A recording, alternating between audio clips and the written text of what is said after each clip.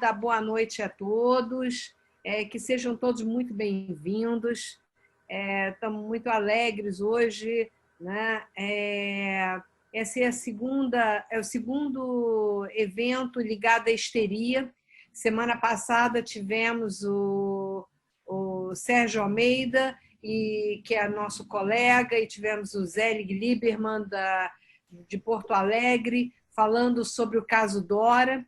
E essa semana a gente pretende seguir com as discussões em torno da histeria, agora sim, num âmbito mais contemporâneo, né? E para isso convidamos dois colegas da sociedade mesmo, da brasileira, dois colegas ilustres e que tenho certeza vão nos brindar com contribuições maravilhosas. Então vou apresentá-los primeiro e depois tem uma breve palavrinha ainda para dar. Então, é a Aida Unguier, a nossa colega muito estudiosa de Winnicott e Lacan, entre outros muitos autores. E temos o Luiz Fernando Galego, que, além de ser um estudioso de psicologia do self, né, e de Kohut, entre outros autores, muitos também, é hoje o objeto de uma homenagem nossa. Luiz Fernando Galego, há mais de 20 anos, ele faz uma sessão na sociedade que muitas pessoas frequentam e adoram, uma sessão rica, mas despojada, em que ele projeta primeiro filmes e depois promove debates com convidados ou com pessoas da casa mesmo, onde muitas e muitas pessoas se sentem tão à vontade para discutir, e pessoas, inclusive, leigas à psicanálise, que frequentam, e o ambiente é um ambiente que sempre propiciou que cada um pudesse dizer o que tivesse na cabeça e que ajudasse a uma reflexão sobre o ser humano, sobre a sociedade.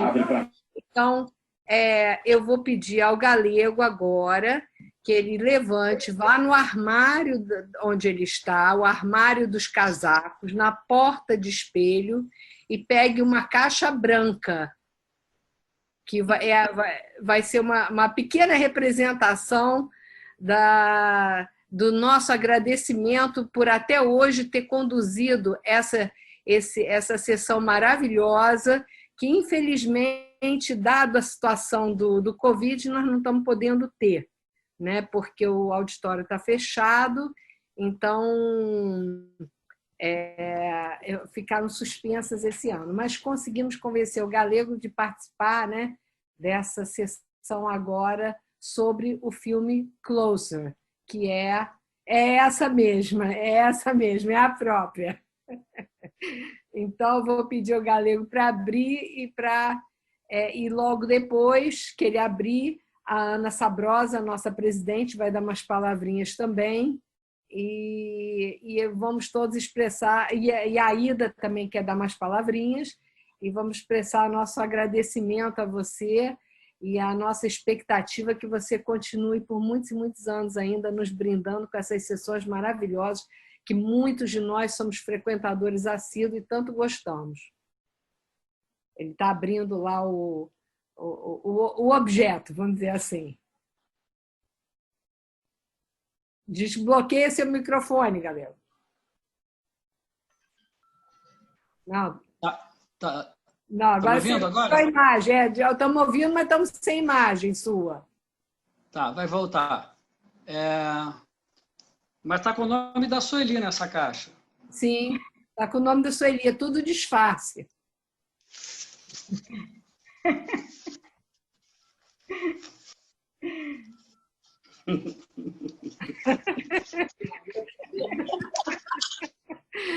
Parabéns, Galego, parabéns!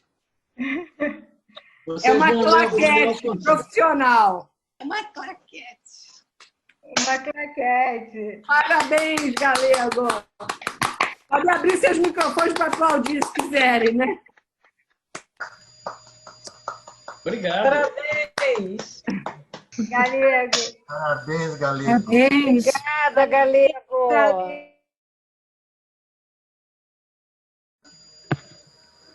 A claquete, Galego, é usada para identificar planos e tomadas rodadas durante a produção.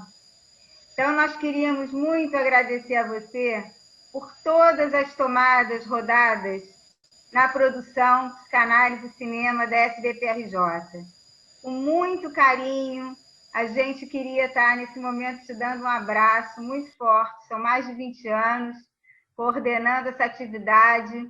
Outro dia mesmo, uma aluna externa do nosso curso de psicanálise, Introdução à Psicanálise, disse que nunca mais assistiu um filme da mesma forma depois que esteve nessa atividade de psicanálise e cinema. Então, agradeço.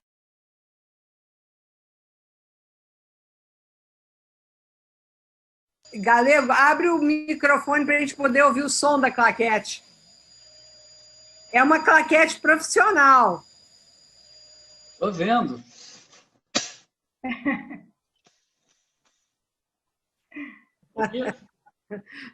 Não dá para ouvir muito aqui, não, mas a gente sabe que tem um som bem de claquete mesmo.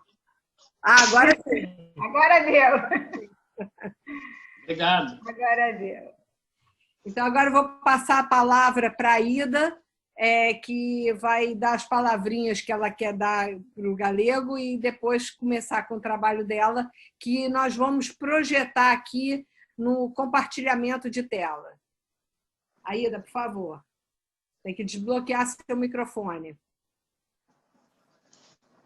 Não, tem que desbloquear seu microfone embaixo. Lado esquerdo, embaixo, tem um microfonezinho. Aí você vai lá em cima e desbloqueia. À esquerda da tela, embaixo. Desce com o mouse embaixo, tem assim mute. Não está conseguindo? Aí, olha só, desce no cantinho esquerdo inferior. Nós não estamos ouvindo, nós não estamos conseguindo ouvir o que você está dizendo. O Daniel pode desbloquear. Ah, tá. Será que o Daniel desbloqueia? Você consegue, Daniel, desbloquear o dela? Já tirei. Eu acho que... eu já tirei, mas ela voltou. Deixa eu tirar de novo.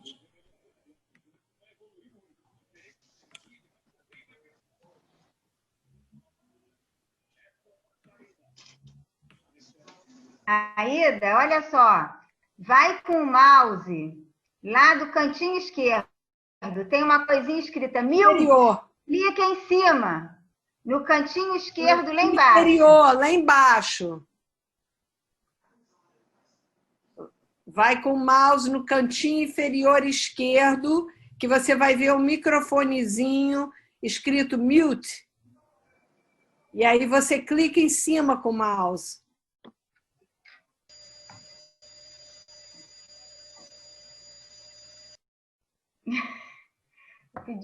Ela não deve estar conseguindo, tem algum erro. Não está conseguindo.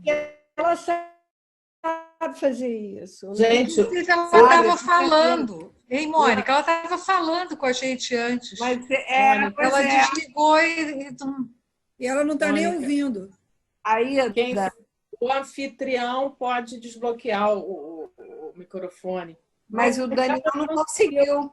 Mas eu acho que se ela tiver o dela bloqueado, ele não consegue. Talvez sair do Zoom e retornar. Foi ela que bloqueou novamente, aí realmente não dá para eu tirar. Aida, então sai e entra de novo. Você falou aqui, mandou recado que você iria sair e entrar de novo. Então faça isso.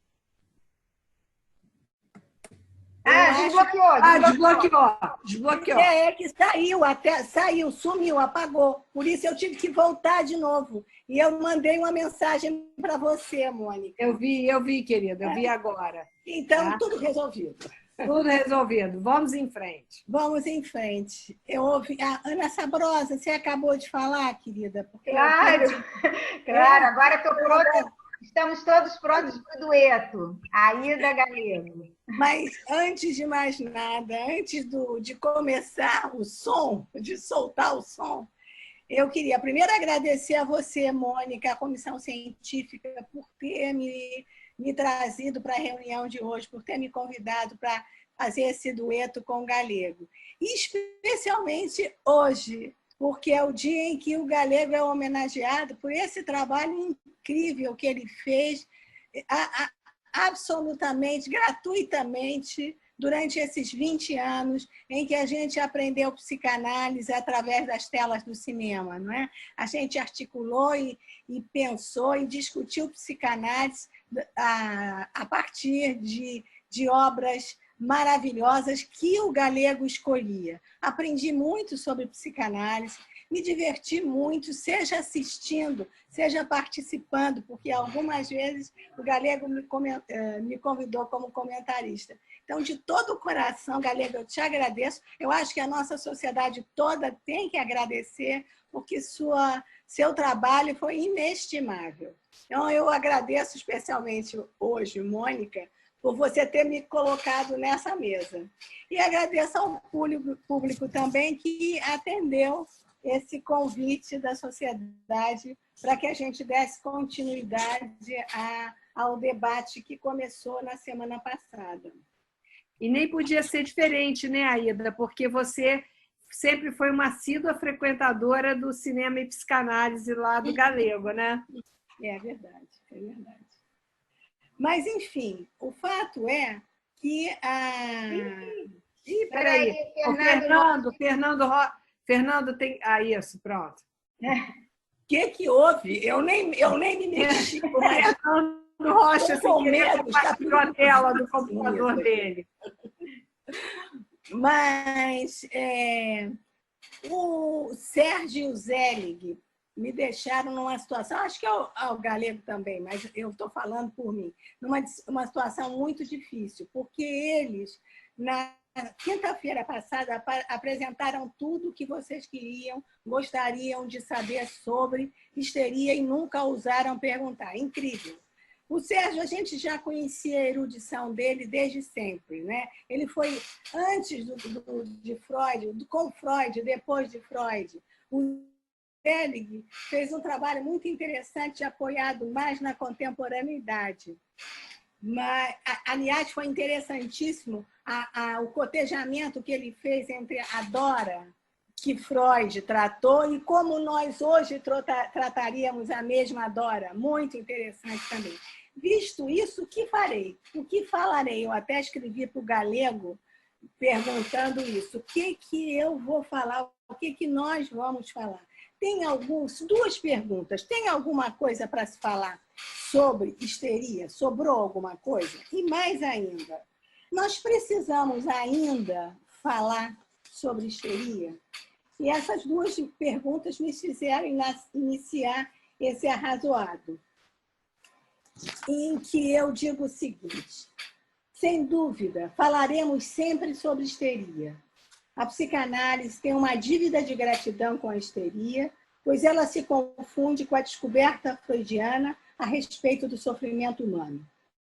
No final do século XX, início do século XXI, no final do século, desculpa, me perturbei porque saiu alguém, mexeu, saiu daqui. No final do século XIX, início do século XX, na Viena de Freud, o universo feminino se restringia a ser escolhida por um homem que lhe traria um lar e filhos, um lugar alienante e alienado. Elas não se perguntavam, nem lhes era perguntado sobre seus desejos. Calados, explodiam em seus corpos que se contorciam tentando escondê-los. Expressavam-se em paroxismos ou em disfunções permanentes, de sorte que, não por acaso, na Idade Média, elas eram consideradas feiticeiras, pois tinham um diabo no corpo. Uma rebelião sexual que contribuiu ao longo dos séculos para a sua emancipação política. A psicanalista Marie Langer lembra um fato pitoresco ocorrido na sua infância vienense. Caminhando com a mãe pelas ruas da cidade, Surpreendeu-se com as numerosas placas indicativas de consultórios médicos que cuidavam de doenças de senhoras. Desde a antiguidade, sabia-se que aquelas que possuem útero, as mulheres, portanto, correm grave risco de adoecerem. Marie questionou sua mãe pela razão da qual as senhoras ficavam tão doentes. Não parou de questionar, tornando-se psicanalista e pioneira no estudo da feminilidade. Ainda que mergulhado nesse universo conservador, Freud ousou frequentar o Aqueronte e nos guiou na tradução do idioma das histéricas. Sim, todo aquele despropósito era um pedido de socorro mudo. Um corpo não fala, mas serve para falar. Um corpo eloquente e, como ele descobriria mais tarde, um corpo que goza, ou seja, obtém com o sintoma uma realização desatinada do desejo. Aquelas histéricas ficaram para trás, ainda que grande parte das queixas atuais se evidencie no registro psíquico do corpo, como no final do século XIX. Todavia, em virtude do declínio da função paterna, reguladora do desejo, o sintoma contemporâneo não retrata mais o conflito entre o desejo e a lei, passível, portanto, de receber um tratamento simbólico. Não se expressa mais com exuberância, porém de forma discreta. O transbordamento pulsional do aparelho psíquico, para evitar a dor, descarrega esse excesso em somatizações. Destrutividade sem história, sem direção, sem metáfora. Mas pode também desaguar na violência e na compulsão. A toxicomania, o sexo, o consumo, a relação bizarra com a comida, engendrando uma cultura de preenchimento do vazio existencial, de sorte que a anorexia e a bulimia se tornaram emblemas sintomáticos dos novos tempos.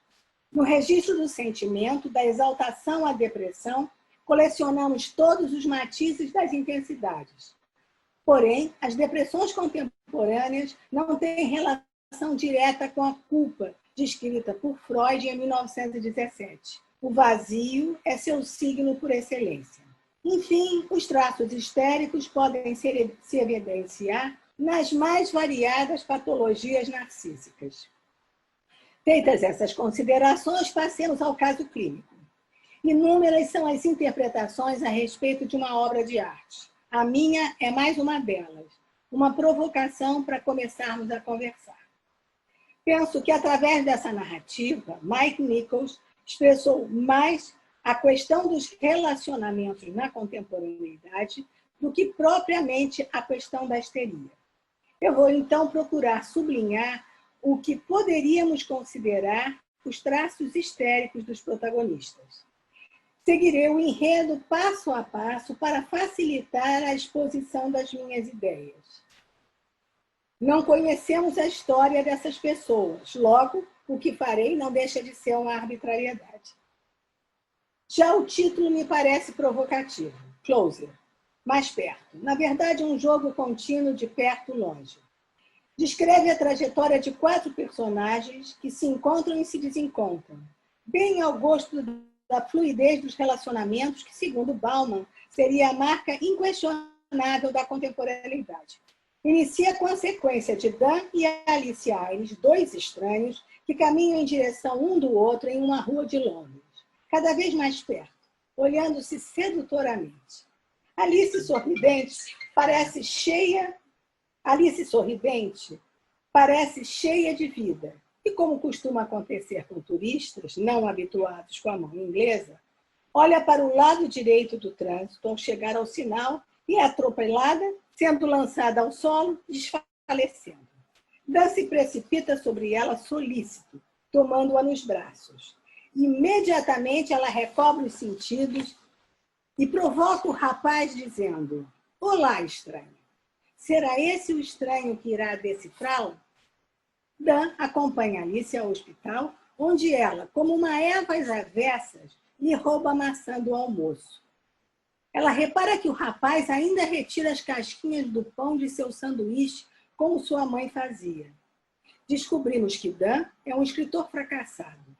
Produz obituários para um jornal e, por outro lado, ela é stripper em Nova York. de onde saiu por uma desilusão amorosa. Só se afasta quando deixa de amar. É um aviso? Acabam passeando pela cidade e entrando em um pequeno largo que percebem acolher uma homenagem a cidadãos que morreram salvando outras vidas. A parede lateral é coberta de placas com nomes e datas dos falecimentos. Dan lembra ter estado ali há cerca de 20 anos, no dia do falecimento de sua mãe, acompanhado do pai, ainda vivo, e que, segundo ele, vai se aguentando. Cabe a pergunta, ele também vai se aguentando? Para alguém que trabalha escrevendo obituários, não é pouca coisa levar uma mulher para conhecer Londres e logo apresentá-la à sua mãe morta. Por outro lado, uma stripper é alguém que se mostra, excita, desperta o desejo do outro, mas não é tocada.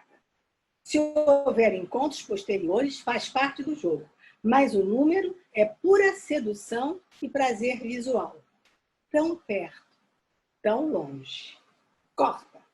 Aí é interessante, as cenas se sucedem em cortes secos, como se fosse uma elipse. Você, espectador, é que vai perceber na próxima cena que, por exemplo, passou-se algum tempo e outras coisas mais que possam ter acontecido. E de corte em corte, chegamos até o fim. Mas me impressionou o fato de serem esses cortes e até a gente pode depois pensar por quê. Parece que a relação com Alice trouxe sucesso para Adam. Na cena seguinte, ele está no estúdio de Ana, que o fotografa para a contracapa do livro que finalmente escreveu. Eles flertam durante a sessão. Ana curiosa sobre a identidade da heroína, de cuja biografia Dan se apoderou. Dan curioso da vida amorosa dela, divorciada, mas desejosa de recomeçar e ter filhos. Eles se beijam, sendo interrompidos com a chegada de Alice, que vier encontrá-lo como combinado. A moça percebe o clima da sessão de fotos e pede para ser retratada como tantos outros estranhos. Decide ficar a sós com Ana e essa a adverte de que ela teria permitido que Dan lhe roubasse a vida. Tratava-se de uma entrega total. Aqui alguns comentários seriam pertinentes. É sempre bom lembrar que, segundo Lacan, a histérica, ao se perguntar sobre seu desejo, se aliena ao desejo do outro, a resposta que vem do outro. As pacientes de Freud, para serem reconhecidas e se reconhecerem, precisavam ser escolhidas por um homem. Esse homem lhe daria um lugar na sociedade. Eventualmente, a busca da razão do ser mulher poderia ser dirigido à figura de uma outra mulher, esta sim, objeto do desejo de um homem. Por procuração, lhe seria revelado o segredo de ser esse objeto. O caso Dora segue exatamente esses parâmetros. Todavia, a questão é que a histérica não se conforma com essa atribuição. Ela vai desafiar esse homem que seria seu amo, provando que ele nada sabe sobre ela. Sua frigidez, sua bela indiferença são provas dessa vitória. Freud provou desse gosto amargo, não percebendo a importância de Madame K na trama fantasmática de Dora. Durante a sessão de fotos com Dan, Ana havia sugerido um título para o livro que devorara por toda a madrugada, fascinada com o enredo: O Aquário. Ela costuma frequentar esse lugar para fotografar estranhos. Ela é retratista. Durante a sessão de fotos, Alice investiga aquilo que em Ana desperta o desejo de Dan, interrogando-a sobre seu saber. Ana está só.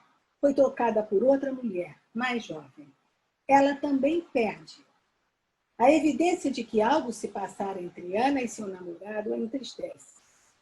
Suas lágrimas são então capturadas em uma bela foto que estará na exposição alguns meses depois. Novo corte.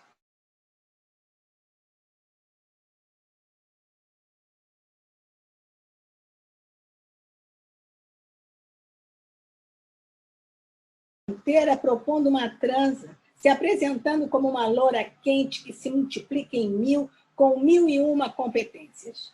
Porém, não é só a mulher histérica que desafia o poder do homem, senhor de seu desejo, por abominar a condição de passividade.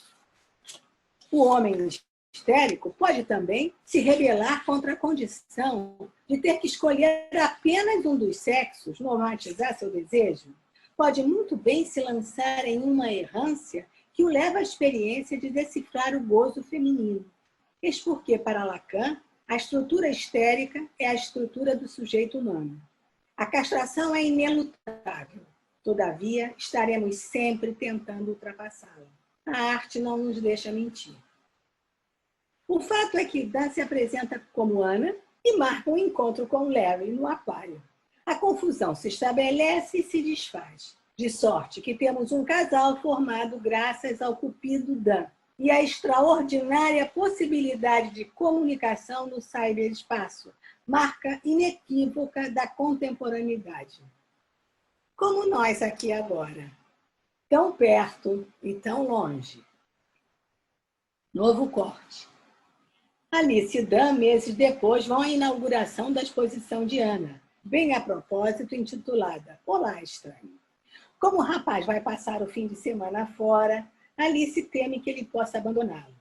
A histérica, eventualmente, pode ser uma dedicada companheira daquele que a escolhe. Assim fazia Alice. Em uma cena, ele chega de madrugada e ela se oferece para preparar jantar para ele. Ela levanta e vai fazer o jantar. Ela é a Amélia, a mulher de verdade. Sendo assim, o que deu errado? Seu homem não a reconhece mais? Larry, agora par de Ana, encontra Alice no salão da exposição e descobrem ser peças em um jogo comandado por seus parceiros. Juntos, assistem Ana e Dan conversando, enquanto são observados por eles. Alice desfaz do trabalho de Ana, uma mentirosa, fotografa estranhos, uma porção de pessoas tristes e, como as fotos são lindas, esconde essa tristeza. Dela, Alice, ninguém sabe a verdade, pois nem mesmo Dan, ao retratá-la, chegou perto. Embora sua foto esteja estampada na parede, sua vida seja devassada no livro, segundo ela, é uma perfeita estranha. O desejo da histérica é um mistério. Dan se despede de Alice e volta para o salão, buscando conquistar Ana. Diante de sua recusa, ameaça. Eu sou o seu estranho. Significa, só eu posso te decifrar? Dan pode ser considerado um Dom Juan do século XXI. Não pode suportar a falta. Carece ser amado por todos, evidenciando um narcisismo mal estruturado, possivelmente sugerido no primeiro encontro com Alice e a mãe morta. Larry observa de longe, uma conversa intensa, diz ele. Ana também o observara, conversando com Alice, mas ele a tranquiliza. Alice é uma garota e ela, Ana, uma mulher. Ele é o perfeito contraponto para Dan. Acedeu ao Édipo e o resolveu. É um médico dermatologista com uma carreira promissora. Novo corte. Passados alguns meses, os dois casais se desfazem. Pressionada, Ana admite para Larry que mantém um caso com Dan há 1 ano, mesmo casada com ele, que não se conforma. Dera tudo a ela, casou, vai ter filhos, e agressivo faz um inquérito sobre a vida dos amantes. O mesmo ocorre com Dan e Alice. Dan é mais dissimulável, o que eu vou dizer vai doer. Ele comenta que vai ficar com Ana porque ela não precisa dele. Como não? Alice, então, desaparece. Um novo corte. Meses depois, Larry encontra Alice em um cabaré, trabalhando como stripper. Ela se expõe de forma pornográfica, mas não pode ser tocada. Obedece todas as ordens do amo, mas ele não encosta nela. É a lei. Ele também se encontra sob o peso da lei. Se atravessar essa linha divisória, a segurança será acionada. Tão perto, tão longe. Larry tenta, com insistência, saber seu nome sem sucesso. Ela diz se chamar Jane. Ambos sofrem pelo abandono de seus pares. Alice, agora Jane, avisa que não será sua transa vingadora, percebendo as intenções de Larry. Ele deseja a Ana e não a ela, avisando que ali não é lugar para chorar. Observa-se um contraste entre o rapaz devastado pelo término e a moça aparentemente segura no seu papel sedutor. Cabe dizer que é o desejo que vê despertado no homem que daria à histérica seu investimento narcísico. Isso serve tanto para Alice quanto para Ana. No foyer de um teatro, Dan espera por Ana, que foi encontrar Larry para assinar o divórcio. Ela não parece muito animada com o sucesso do intento e se descansada.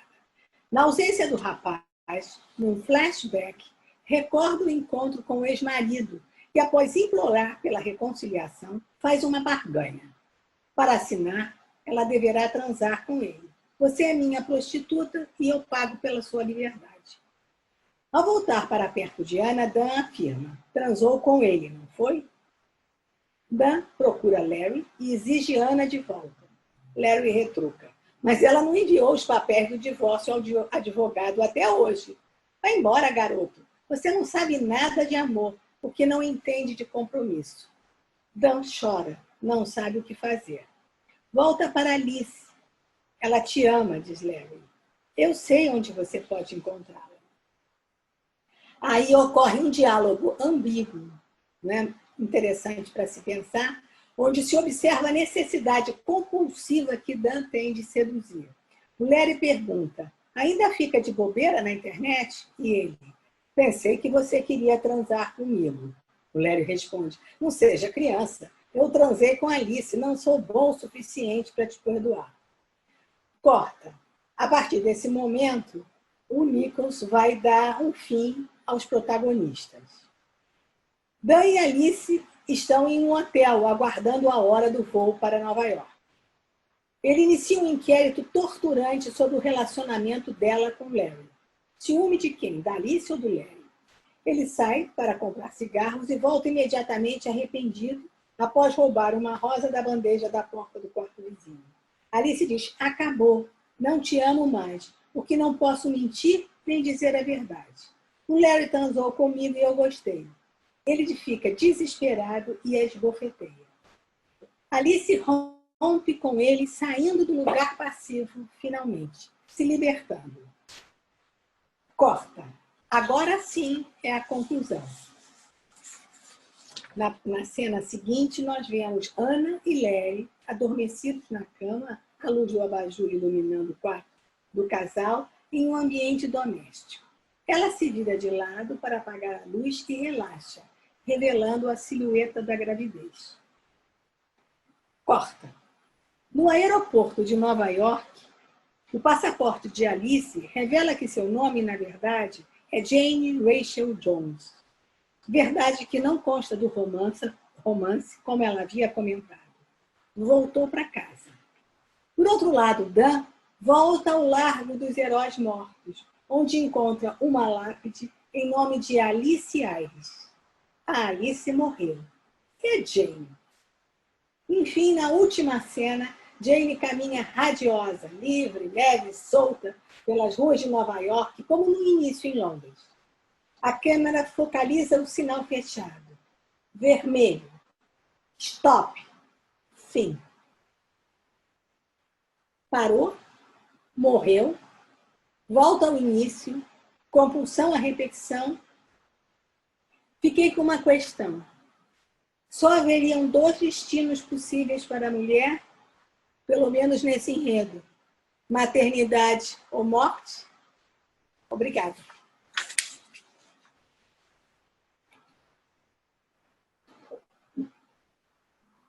Obrigada, Ida. Esse resumo maravilhoso, cheio de comentários, que nos ajuda a lembrar do filme os detalhes.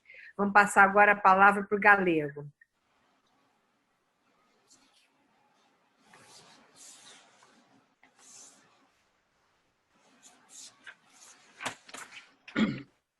Boa noite. Obrigado, obrigado pela claquete, obrigado a Mônica, Ângela, Ana e a quem mais participou desse complô.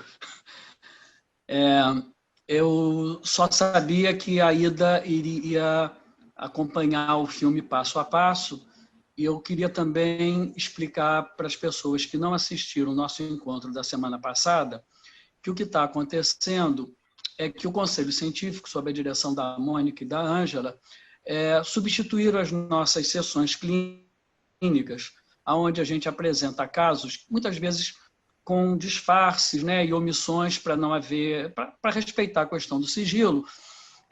Nessa situação, isso está sendo substituído por discussão de casos clínicos da psicanálise, da história da psicanálise. Então, nós já tivemos a discussão do caso do Homem dos Ratos, e na semana seguinte, a Mônica escolheu o filme O Aviador, que é a história do Howard Hughes, que era, no mínimo, um grave caso de neurose obsessiva. Foi até discutido se era tão somente apenas uma neurose muito grave, ou se já havia extrapolado para o terreno da situação, da estrutura psicótica. Na semana passada, houve uma discussão riquíssima sobre o caso Dora e sobre histeria, e então eu vou partir recordando algumas coisas que foram ditas na semana passada, porque eu sabia que a Ida ia seguir o filme praticamente cena por cena. Então, antes de chegar ao filme, eu vou demorar um pouquinho com os comentários que eu me intitulei Estamos perto demais da histeria para compreender o narcisismo?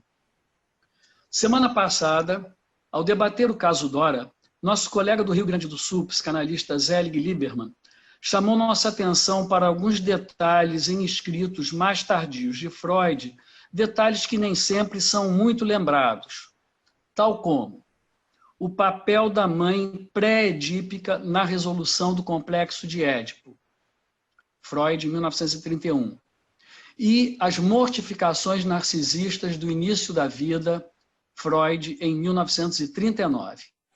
Essas ideias, certamente, eu suponho, eram bem conhecidas de Heinz Kohut, para quem não conhece, um psicanalista de origem austríaca, radicado nos Estados Unidos, nascido em 13, falecido em 81, e essas colocações, dentre muitas outras de Freud, mas essas que o nosso colega Lieberman comentou e que eu estou rememorando agora, essas ideias certamente devem ter impressionado Kohut desde quando ele dava aulas de metapsicologia no Instituto de Chicago, na década de 1950.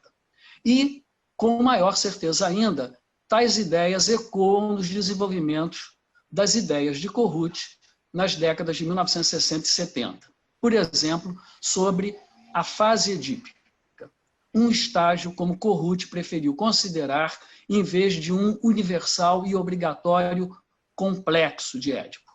Estágio este que pode ter um bom potencial de ser atravessado de modo não intensamente conflitivo, desde que, em anteriores estágios precoces do narcisismo arcaico, tenha sido possível desenvolver-se uma autoimagem menos instável na representação do self. Self no sentido de representação de si mesmo. Eu total, nada a ver com o ego do esquema ego e de superego. Então, uma autoimagem menos instável na representação do si mesmo a partir do espelhamento da mãe e ou de cuidadores em geral da criança bem pequena e ao longo do desenvolvimento dela. E também, desde que tenham ocorrido tranquilizações frequentes para as intensas angústias primitivas a partir das experiências do self com os objetos idealizados que tenham sido experimentados como tendo funcionado de um modo suficientemente bom quando a serviço do self ainda precário, em desenvolvimento.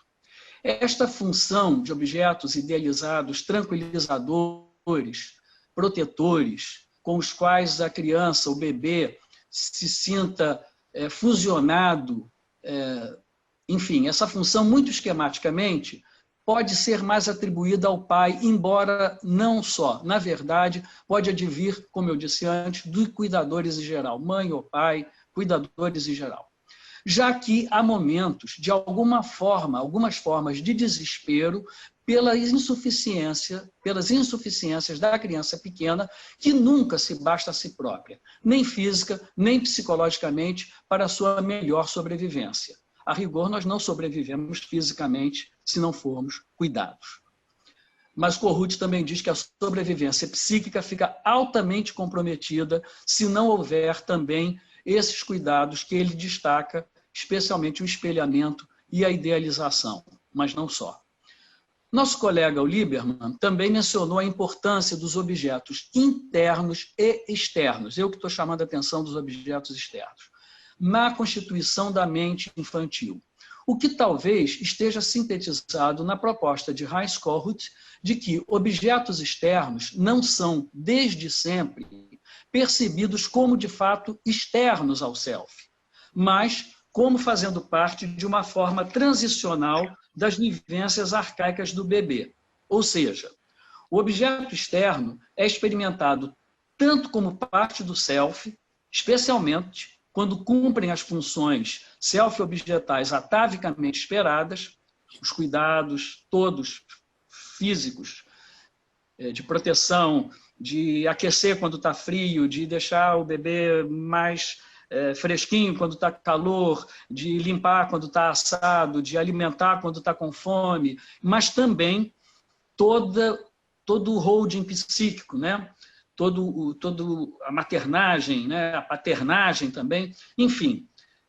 Esses objetos externos são experimentados tanto como parte do self, como podendo também fazer parte do que futuramente vai ser percebido de modo mais discriminado como sendo o não-eu. Em resumo, os objetos externos são experimentados como self-objeto.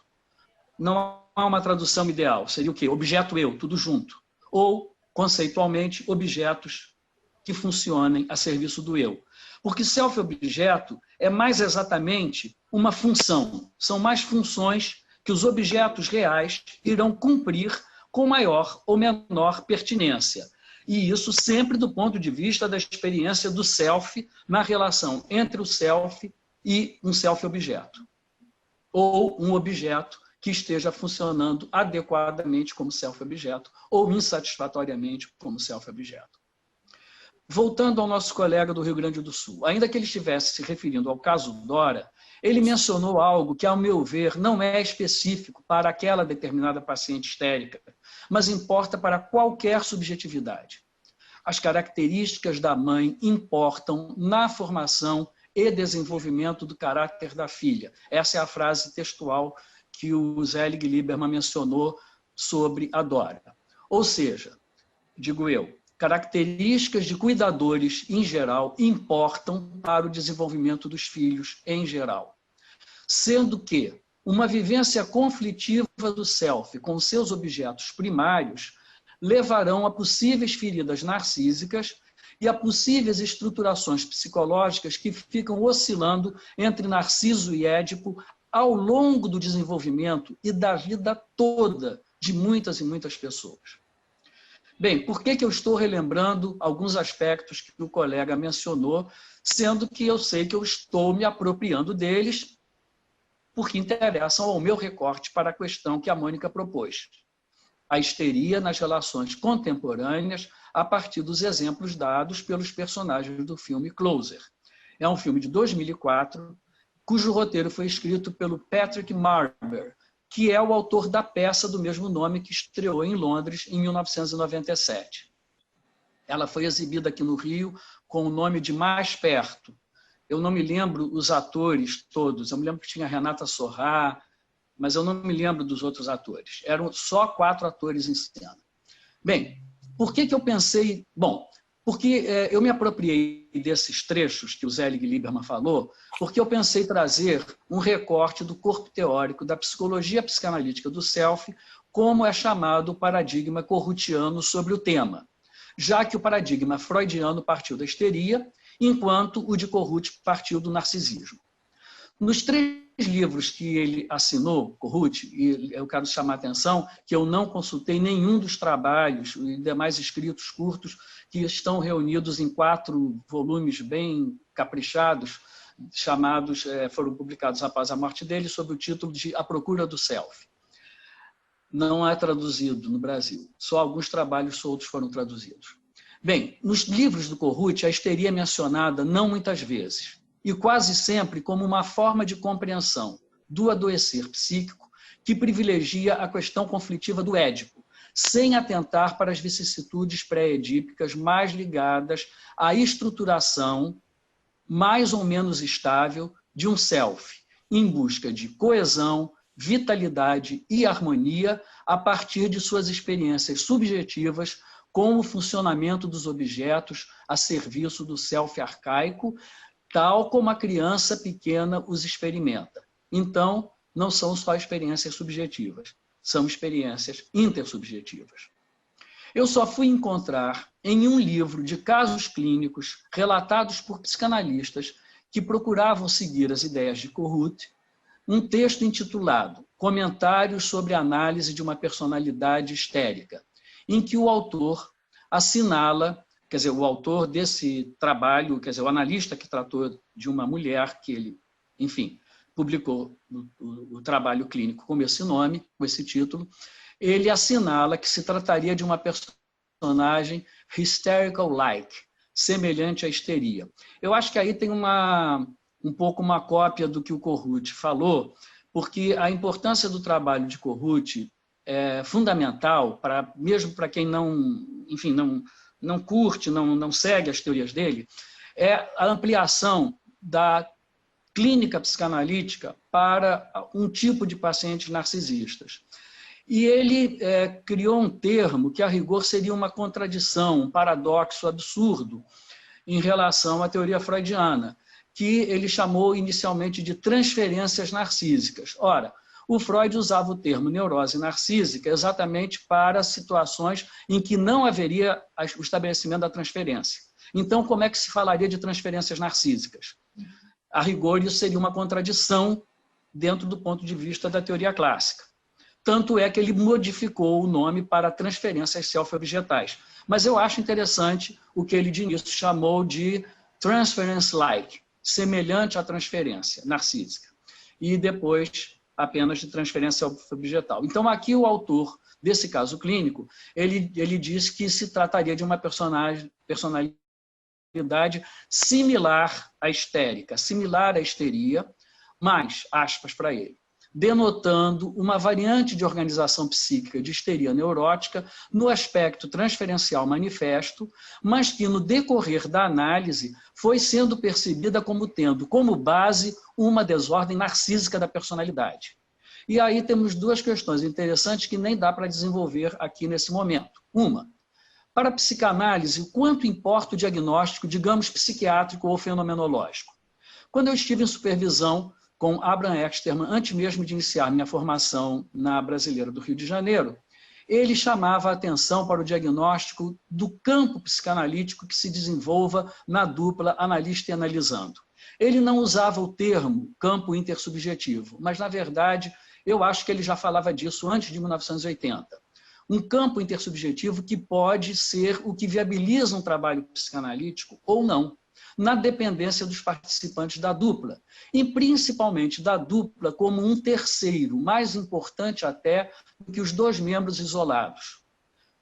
Mas eu também concordo com meu colega e amigo de longuíssima data, Sérgio Almeida, sobre a importância do diagnóstico que estabelecemos, querendo ou não, sobre uma pessoa que estamos entrevistando para aceitarmos ser analista desta pessoa, ou não.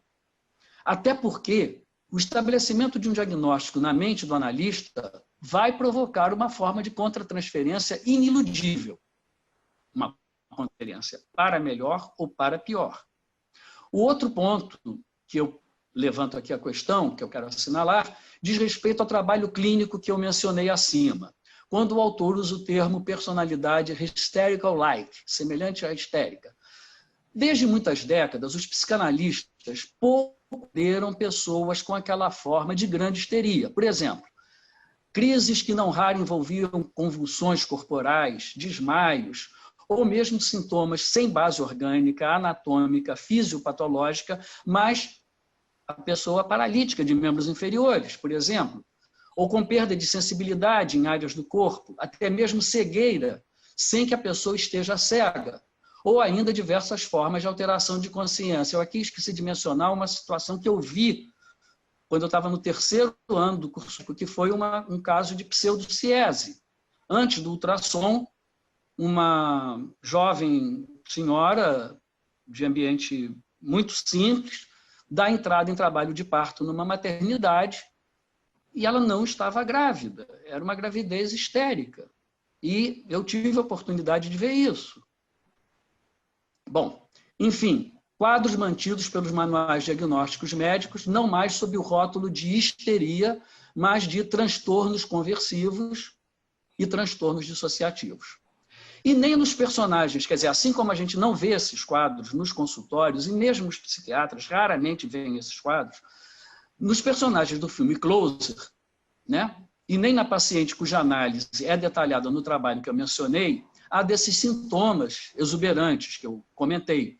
Mas fala-se de histeria ou algo similar à histeria, tanto para a paciente real como para os personagens da ficção. A Mônica escolheu Closer porque ela viu numa lista de filmes que tratariam da histeria vários filmes, muitos daqueles filmes passados na época de Charcot, Freud. Uma vez nós passamos lá na sociedade, eu fiz um pequeno ciclo de 2 filmes, A Histeria antes de Freud.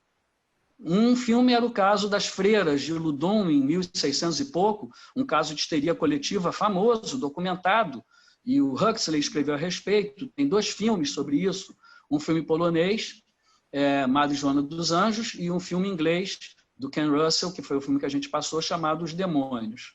E o outro filme era um caso de uma paciente, Augustine, uma paciente de Charcot, que existiu de fato, foi muito fotografada, foi escolhida pelos surrealistas como diva, como mulher ideal, surrealista, enfim. O filme, obviamente, é uma ficção, né? Inclusive o Charcot, sem a competência psicanalítica do Freud, acaba se envolvendo com a Augustine no filme. Na vida real, não sabemos se o Charcot se envolveu sexualmente com nenhuma das suas histéricas. Bem, então, fala-se de histeria hoje em dia, mas não para quadros exuberantes como aqueles, Sabine Spielheim, Anna O, Frau M, enfim, aquelas pacientes todas de Freud, Breuer, Charcot. Bem, então, voltando à paciente analisada no trabalho, né, de um psicanalista que tentava seguir as ideias de Corrute, num resumo muito resumido, o que ela apresentava? Fortes dificuldades de relacionamento com a mãe desde que nasceu-lhe uma irmã mais nova. Para a paciente, a mãe preferia a outra filha e não gostava realmente dela. Aliás, a irmã seria a preferida dos pais. E, a partir daí, mal entendidos, discussões, muito sofrimento, acusações e culpas perturbavam enormemente o dia a dia da paciente no relacionamento com a mãe. Em outro aspecto de sua vida mental, havia fantasias de se ver seduzida sexualmente por homens de intensa aparência viril, e isso vinha à mente dela de uma forma praticamente compulsiva, cabendo assinalar que ela jamais passava o acting out e mantinha uma vida sexual monogâmica e satisfatória no casamento. Como em vários trabalhos teóricos e clínicos dos psicanalistas que seguiam as ideias de Corrute, o analista geralmente começava o trabalho clínico baseado nas teorias da psicologia do ego norte-americana, que era o escopo teórico que dominava a prática dos colegas analistas lá do hemisfério norte, desde a chegada dos grandes teóricos da psicologia do ego em terras americanas quando fugiram do nazismo, especialmente Hartmann, Krise e Lobenstein. Além dos escritos de Anna Freud, todos esses 4 nomes eram embasados na segunda tópica do ego e o id de 23. Então, foi assim que, para o analista que publicou o caso, o mau relacionamento com a mãe por parte de uma mulher remetia à inveja do pênis, sendo a mãe culpabilizada, inconscientemente, por não ter dado à filha um pênis. Assim como as fantasias sexuais com homens que a seduziriam, sugeriam ao analista que esses homens viris das fantasias da paciente eram substitutivos do pai, que, quando da frustração narcísica da menina com a mãe, o pai não teria sido vivenciado como um objeto continente para a frustração da menina pequena, sendo que, posteriormente, na idade adulta, a busca pelo pai teria sido, então, transferida para homens fantasiados que a desejassem, no fundo, uma expectativa supostamente redentora de encontrar um homem idealizado que a desejasse como um equivalente da compensação paterna que também lhe teria faltado. Mas, ao longo da convivência com a paciente, o analista, ao mesmo tempo em que ele ia se familiarizando com as propostas de Corrute, ele vai percebendo aspectos pré-edipianos ligados às vicissitudes do narcisismo arcaico, que idealmente, preferencialmente, saudavelmente, vamos dizer assim, deveria ter sido transformado no sentido estruturante de uma autoimagem com algum potencial de autoestima. Mas isso não ocorreu com essa mulher. A partir dessa base teórica, a frustração com a mãe passa a ser compreendida menos no sentido da inveja do pênis, mas no sentido da menina não ter podido perceber um espelhamento reassegurador suficiente para os seus potenciais, ainda que numa fase muito precoce para ela mesma ter melhor percepção de seus talentos inatos e habilidades a desenvolver nas mais diversas esferas emocionais do ser e do viver. Daí a busca de novos espelhamentos nos homens fantasiados que poderiam restaurar uma autoimagem aceitável, como teria sido na fase primitiva do self grandioso de bebê, grandiosidade narcísica esta, que agora era procurada na fantasia de sentir-se olhada e desejada por um homem, sendo ele mesmo um homem atraente, o que a deixava à mercê do que lhe soaria como um olhar estimulante, não só no aspecto sexual propriamente dito, mas talvez principalmente no aspecto da busca de um narcisismo sadio e não mais grandioso, com as possíveis elaborações que viessem sendo atingidas. Assim, o homem que a olhasse com um olhar de desejo é o que ela deseja, ainda que inicialmente ela se colocasse como restrita a um funcionamento passivo para a experiência sexual, mas basicamente amorosa. Essa passividade do desejo atribuído a outrem seria uma característica da histeria, mesmo sem os sintomas manifestos mencionados acima, como pouquíssimo frequentes desde há muito tempo na clínica psicanalítica e psiquiátrica. Esse homem da fantasia, aqui eu destaco que quando eu estava escrevendo, eu escrevi esse homem fantasiado, né? E aí parece que o cara está fantasiado para o carnaval, mas não deixa de ser mesmo um homem sexualmente fantasiado, encobrindo funções lacunares do pai e da mãe ao mesmo tempo. É um homem viril que olha para ela com um olhar de atração sexual, isso é uma fantasia, isso é uma fantasia. O que está atrás da máscara é um pai e uma mãe que na vivência dela deixaram falta.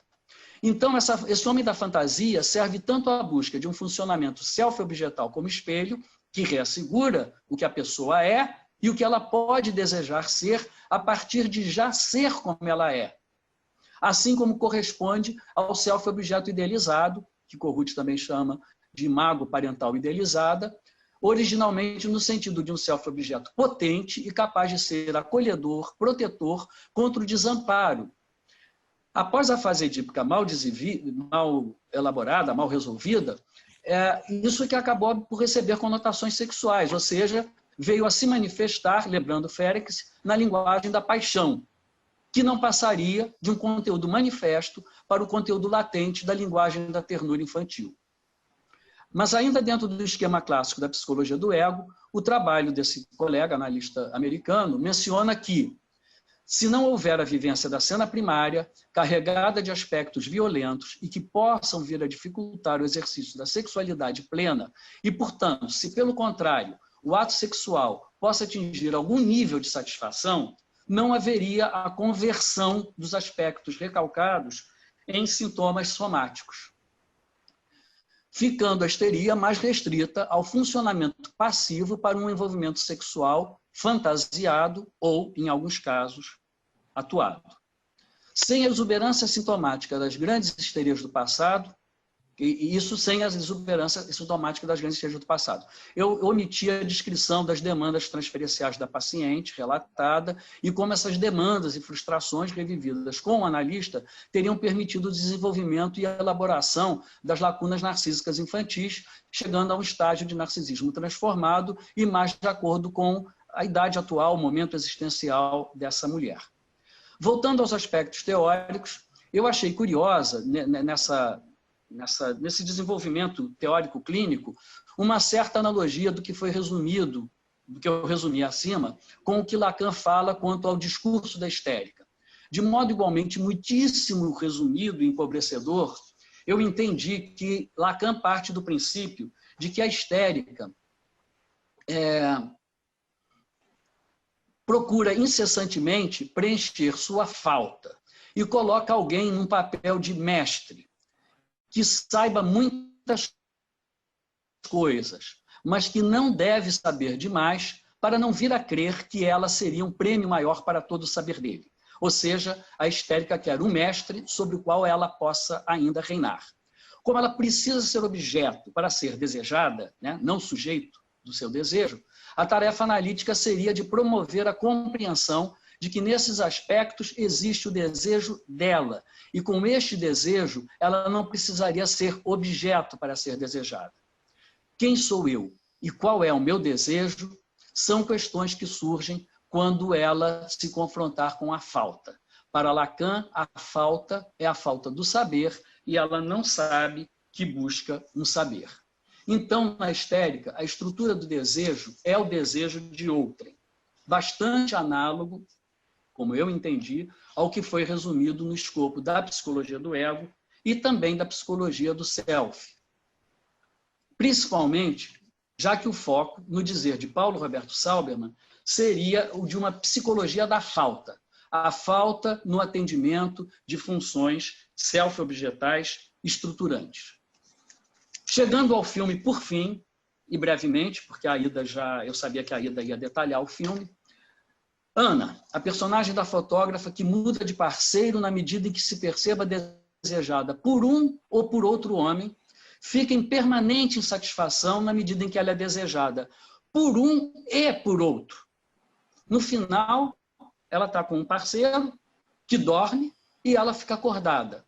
Talvez grávida, que eu confesso que eu não percebi quando eu vi o filme pela primeira vez no cinema. Quem percebeu, levantou essa hipótese, foi minha mulher. Eu fui catar o filme para ver de novo. Talvez seja, talvez não, mas parece, né? Até porque é mencionado que ela gostaria de encontrar um homem para ter filhos com ele, né?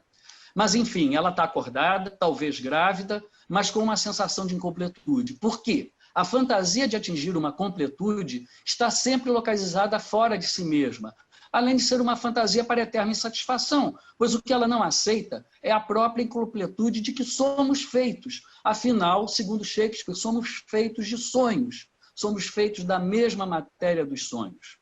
Ela fotografa rostos estranhos, mas como a maioria dos fotógrafos, não busca ser fotografada. Ela não se vê como um rosto a ser fotografado, mesmo que a personagem esteja incorporada por uma bela atriz. Dan, o jornalista e romancista frustrado, também coloca em outra pessoa sua completude. Ilude-se no sentido de que Alice não é abandonável, quando ele é que não aceita ser abandonado. Hoje, até ouvindo a Ida, eu anotei aqui, né, ela destaca que tem uma hora que ele diz que ele quer ficar com a Ana, porque a Ana não precisa de mim. Nunca vi nada mais narcísico, né? E tem uma hora que o Larry diz para ele, né, você não entende nada de compromisso. Porque em compromisso afetivo, né, uma hora um é self, outra hora outro é self-objeto, né? O melhor do mundo seria quando a gente percebe que o outro tem também necessidades que a gente também tem, né? O problema é combinar, né? Quem vai ser o self, quem vai ser o self-objeto, né? Agora ou depois. Mas voltando ao Dan, né? O desejo, o desejo está sempre em outrem, né? Em Alice, em Ana e até mesmo no outro homem, com quem ele faz uma sedução por um chat, né? E também, principalmente, com quem ele discuta a maior potência para agradar a mulher. O Woody Allen tem uma piada ótima, né? Freud só se enganou ao atribuir a inveja do pênis exclusivamente à mulher. Porque os dois homens do filme, um tem inveja do pênis ou do falo do outro. Isso também serve para o médico Larry, quando ele se vê rejeitado por Ana. Ele quer saber como é que o Dan transa, né? E o Dan também quer perguntar a Alice, né? Como é que o outro transa, né? Alice, na verdade, um nome falso. Assim como o jornalista usou um nome falso para entrar em contato no chat, né? Usou o nome da Ana, mas o verdadeiro nome da Alice, os outros três jamais saberão. Ela se expõe como stripper, mas não pode ser tocada. É um jogo histérico narcisista, né? De seduzir e negaciar a concretização dos desejos. Ela jamais seria o prêmio do homem que deseja comê-la com os olhos. E não só. Quando ela transgride a regra do seu lugar de trabalho, com o médico, com o Larry, né? Ela acaba ficando exposta à revelação do Larry como um triunfo fálico para ele e que vai pôr a perder a relação dela com o Dan, ou do Dan com ela, a partir da insegurança dele quanto ao seu papel histeriforme de ter que dar prazer à parceira para um prazer fálico narcisista dele mesmo. Alice, como pseudônimo, serve a fotógrafa como modelo, a Dan como modelo para a personagem do livro frustrado que ele escreveu, como Jane serve sexualmente ao Larry, que supõe que Jane seja um nome falso, um nome de guerra, quando é um nome que chega a fingir-se como dor, a dor que ela deveras sente. Na verdade, a gente vai saber no trechinho final que ela pega o nome de uma daquelas pessoas que estão homenageadas naquele estranho lugar, né, de homenagear pessoas que morreram cuidando de outras. E ela pega aquele nome, Alice Iris, né? No desfecho, novamente atraindo olhares nas ruas, agora de Nova York, como em Londres no início do filme, ela se expõe ao risco de um sinal fechado.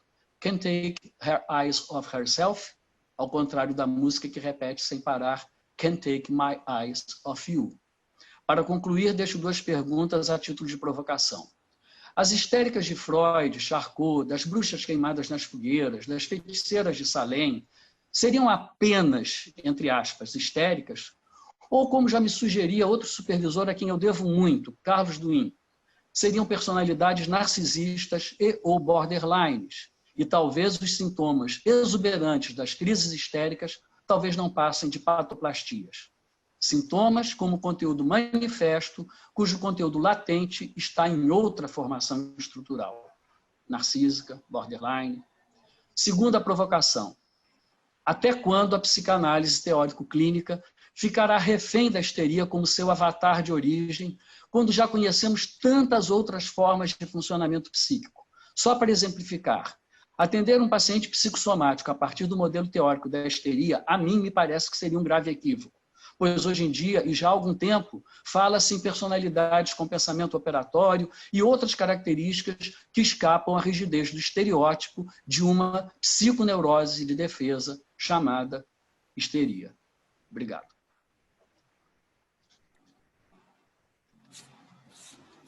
Galego, obrigada, que trabalho maravilhoso.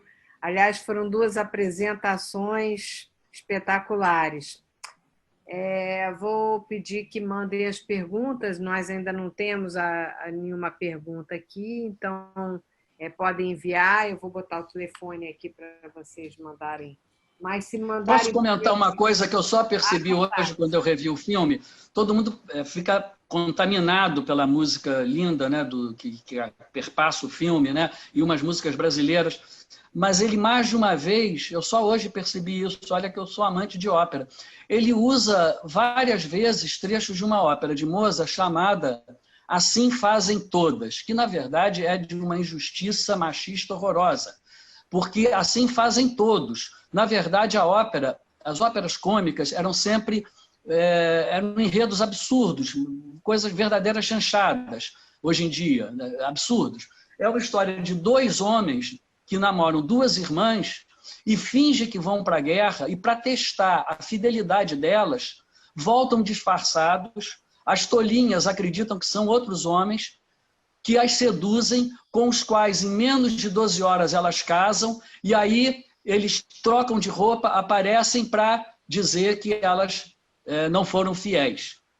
quando, na verdade, eles são dois safados que colocaram as moças... Quer dizer, é muito parecido com o esquema do filme. São dois homens o tempo inteiro usando e abusando de duas mulheres. Enfim, eles também têm as vicissitudes deles, mas eu só me dei conta hoje que várias vezes, lá no final, a música que toca é de Così fan tutte.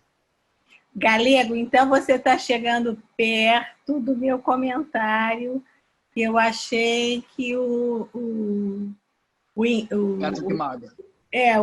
rapaz, esqueci o nome dele, que fez a... Patrick Marber. Isso, que é o escritor que fez o roteiro, é um machista, até pelo final do filme. Eu achei que o filme terminou assim, de uma maneira que ele declinou as convicções dele.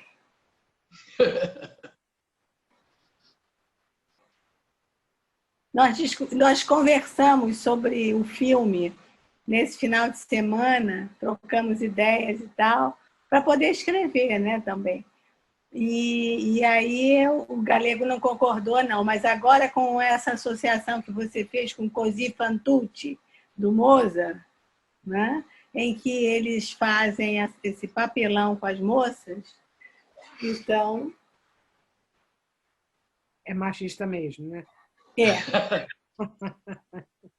Porque a Ida achou que o responsável por esse destino dado às personagens, né? Ou a gravidez infeliz, eu até brinquei com a Ida, quer dizer que aquela ideia do Freud, né, de que o falo, o filho, a maternidade, o bebê vai substituir o falo que a mulher deseja na inveja do pênis, então não funciona, porque ela está com uma cara infeliz ali, né?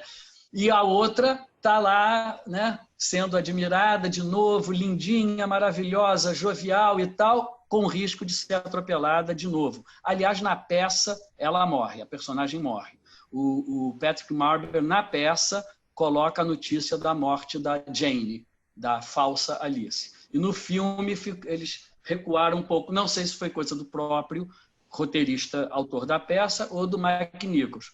E até eu disse para a Ida, mas Aida, o Mike Nichols não pode ser um machista, porque o filme mais famoso dele é A Primeira Noite de um Homem, onde, tudo bem, a Mrs. Robinson, né, é uma feminista machista, é uma devoradora de homens mais novos, mas não é exatamente o estereótipo da mulher submissa. E a filha dela larga o noivo no altar. Ao contrário de tantas histórias em que o noivo larga a noiva no altar, a noiva larga o noivo do altar para fugir com o ex-amante da mãe dela. Então, o Mike Nichols, ele mesmo, talvez não seja machista, mas o Patrick Marber, fica aí aberta a discussão.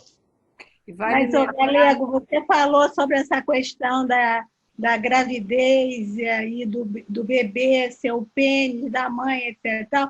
Você tem que convir que cada caso clínico tem a sua história, a sua idade. No tempo de Freud, você podia, tanto que você questiona, vamos seguir o modelo da histeria? Não é que a gente esteja seguindo, mas é fato, foi de lá que nós saímos.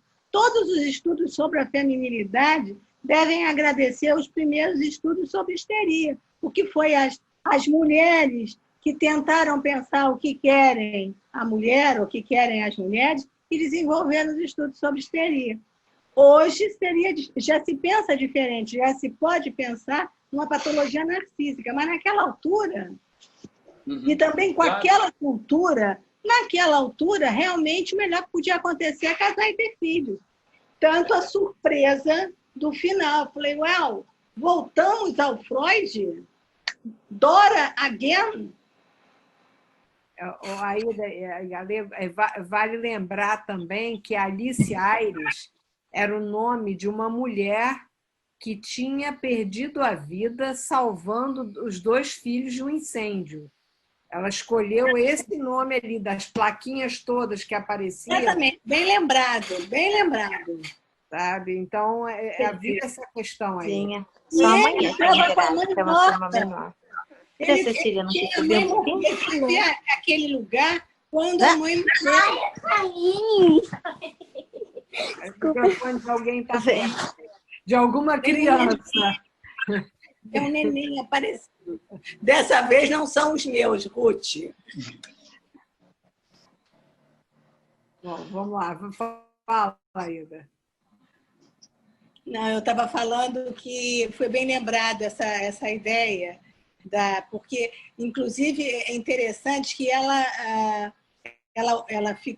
antes de entrar nesse largo, ela no hospital, ela percebe que ele era um filhinho de mamãe, porque ele cortava, tirava a casquinha do pão para fazer o sanduíche. Até ela brinca com ele, você precisa comer a casquinha. Não é? Eu já compro pão sem a casquinha. Pão de forma sem a casquinha. Você acessou o ético, elaborou. Como o Dan. O Dan é aquela pessoa... Fica o Dan não, o Larry, não é? Que Larry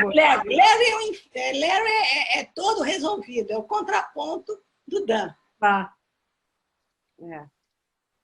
É isso mesmo. Mas ele também quer saber como é que o outro trepa. Ele também quer saber se o outro trepa melhor do que ele. Né? Nunca se é tão bem resolvido assim. Uma questão masculina, o Galego. O que querem os homens? Exatamente. Isso é uma questão masculina.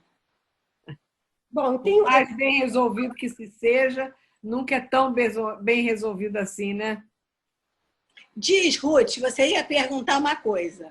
Pois é, quer dizer, realmente tem um contraponto entre o Larry e o Dan, né?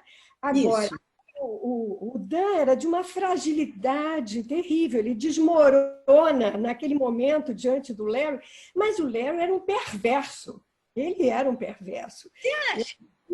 Eu entendo. Quer dizer, tinha toda uma questão perversa, né, que perpassa também as relações, quer dizer, uma questão homossexual, né, muito, muito presente. Tem um momento até que, mesmo desmoronado, o Dan consegue dizer ao Larry, você queria transar comigo? Né? Quer dizer, aquela... Não, ele pergunta.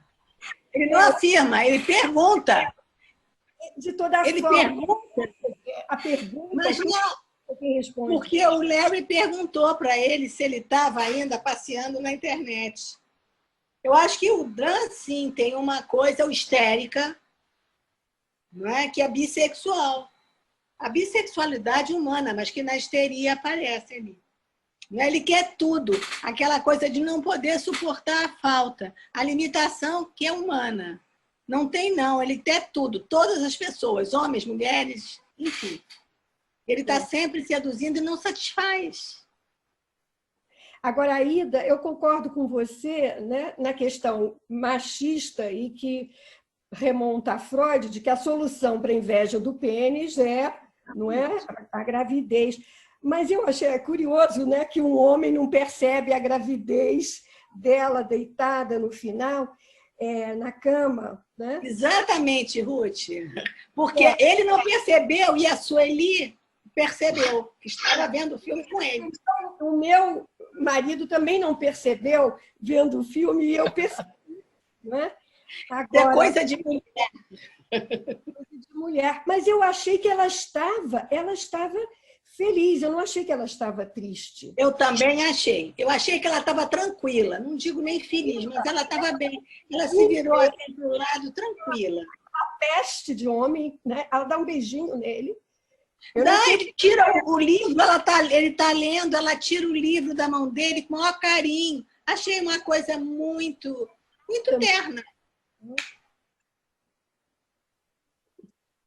Ela já estava maternal àquela altura. Talvez a gente tenha percebido a gravidez. Mônica, também. Tem uma Ana Beatriz já escreveu duas coisas. Você não viu, não?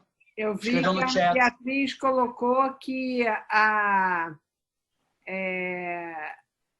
que as personagens femininas representam a divisão das mulheres entre uma dama e uma prostituta. E tão perto, tão longe, lembra as angústias de intrusão e de abandono presentes no caso borderline. Isso. Não, e ela ainda escreveu 3 coisas, na verdade. Ela botou que a Ana tirou da Alice, tirou a foto da Alice com uma lágrima escorrendo. A Alice parecendo fragmentada, atropelada, estranha a si mesma. Não sei se a se vocês querem comentar alguma coisa sobre isso, está no chat. Eu estou aqui esperando no WhatsApp para ver se entra alguma pergunta feita para esse número aqui, ó. Você quer comentar, Galego? Olha, eu li muito rapidamente, eu só vi que tinha uma pessoa escrevendo, que chamava Ana Beatriz. Eu acho que tem um pouco a questão da prostituta, quer dizer, equalizada com o papel da stripper, né? E a dama no papel da fotógrafa, muito chique, muito elegante, muito bonito, muito, né, a casa muito decorada, muito citada uma revista, né, de, sei lá, uma revista feminina e tudo mais.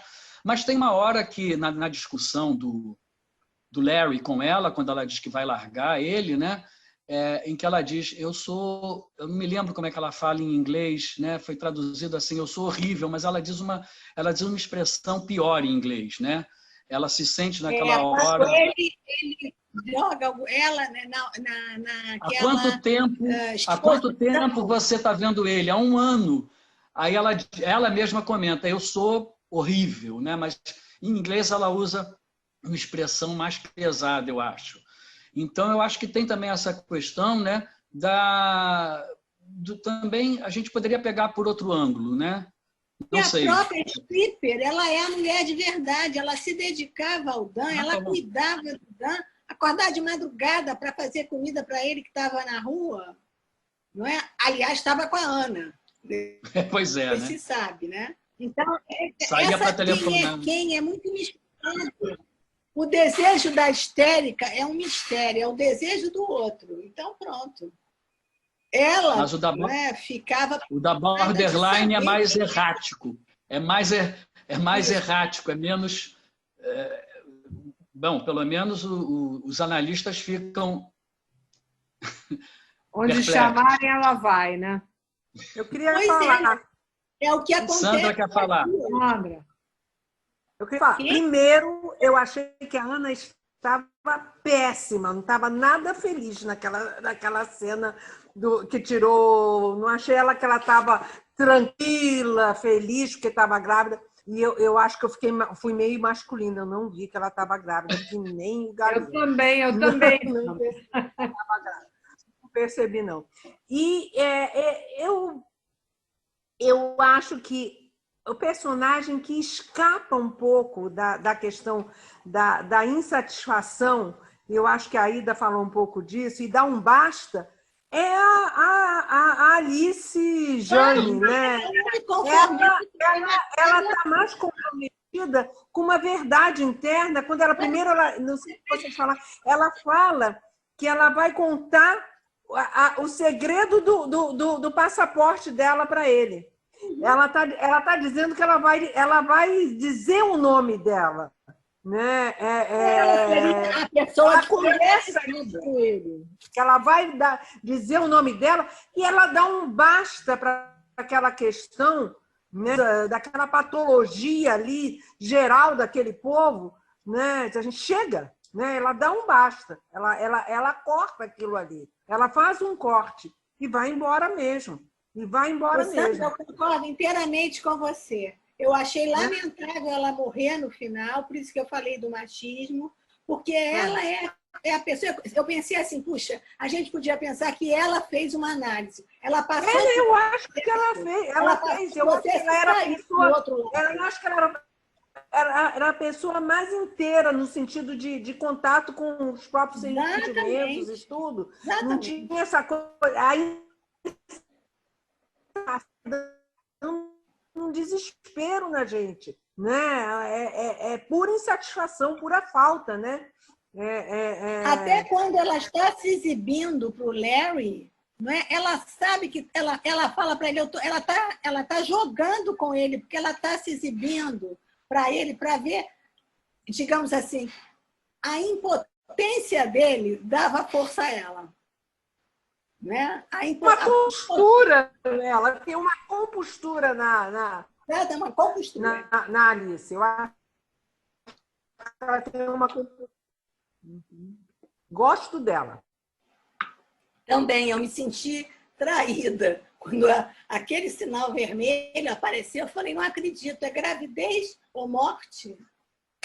Voltamos, aí voltamos ao início, final do século XIX.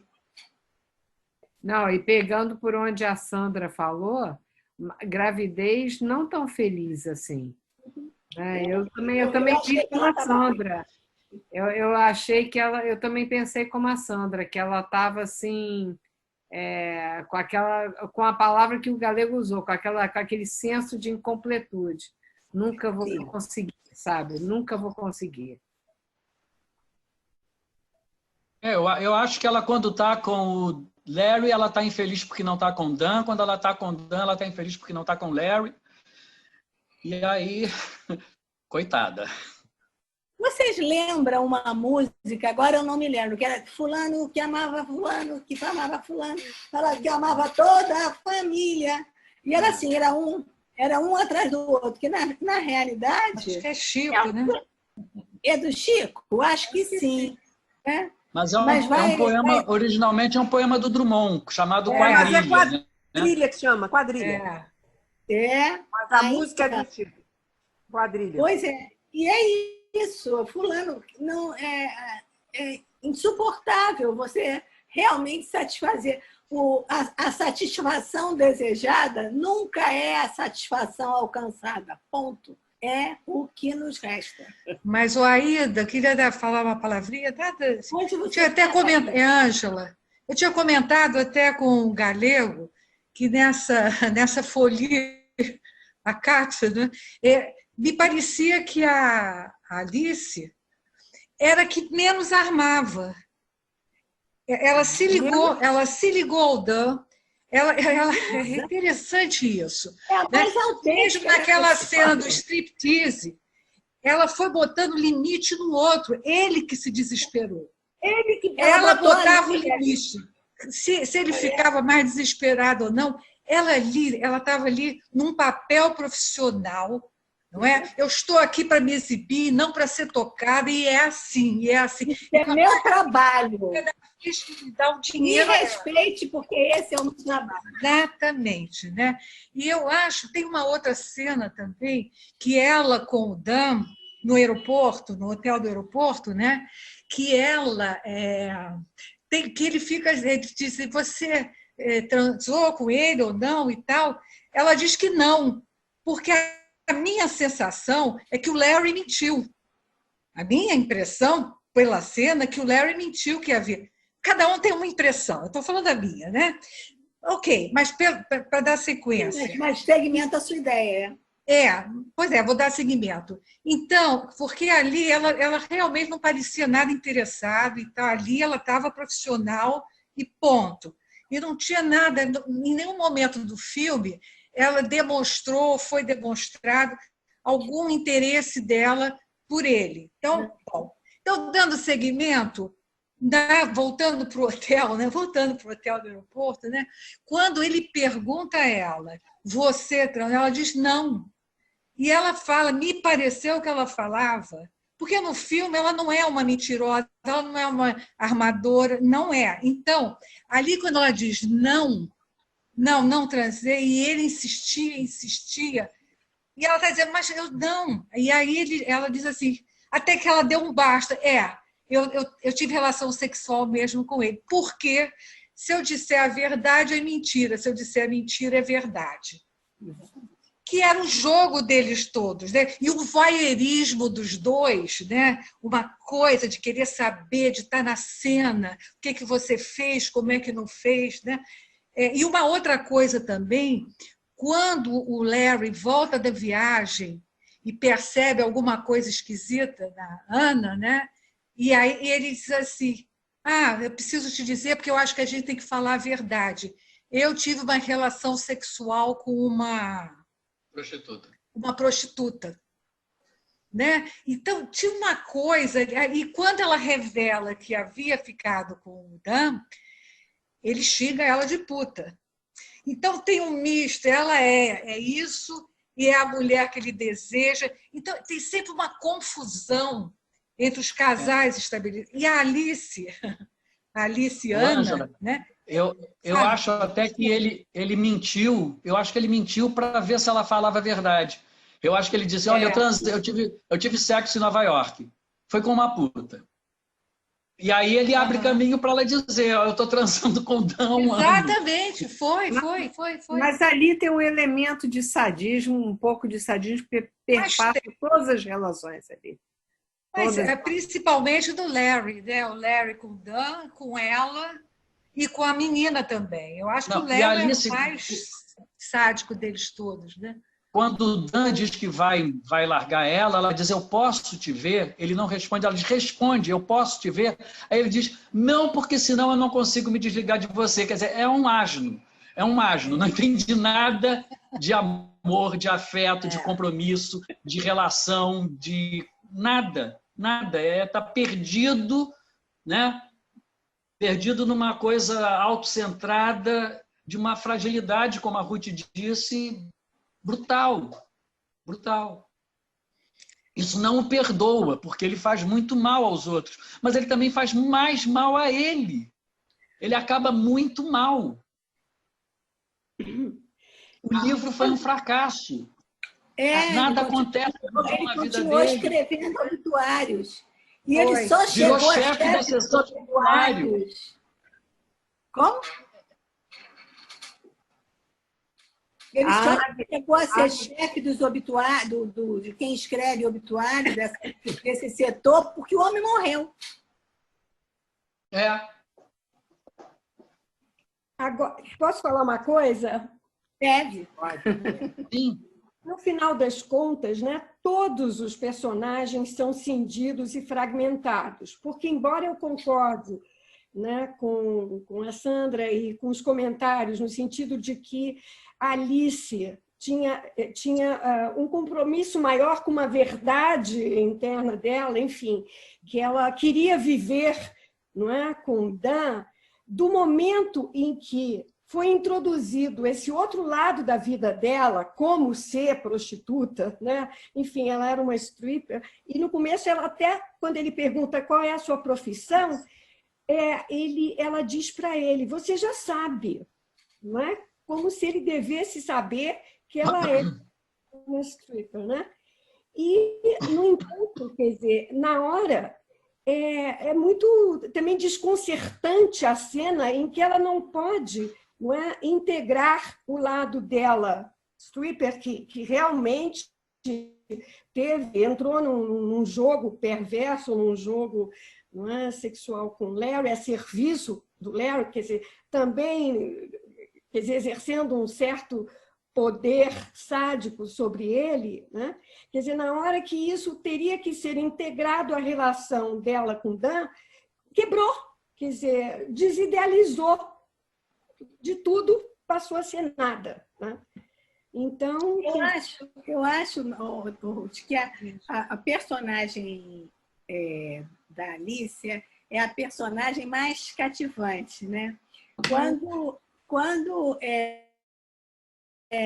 eu vi aquela cena em que ele chega de madrugada, acorda ela, e aí ela se ajoelha na cama e se oferece para fazer comida, eu me lembrei de um texto chamado A Mascarada. Eu não me lembro do título todo. É sobre a Mascarada, é da Joan Riviere.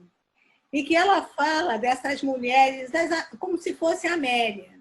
E que, como a gente não sabe a história dos personagens, acabou, né? É só suposição. Porque, na verdade, essa Amélia é quase como se fosse uma formação reativa.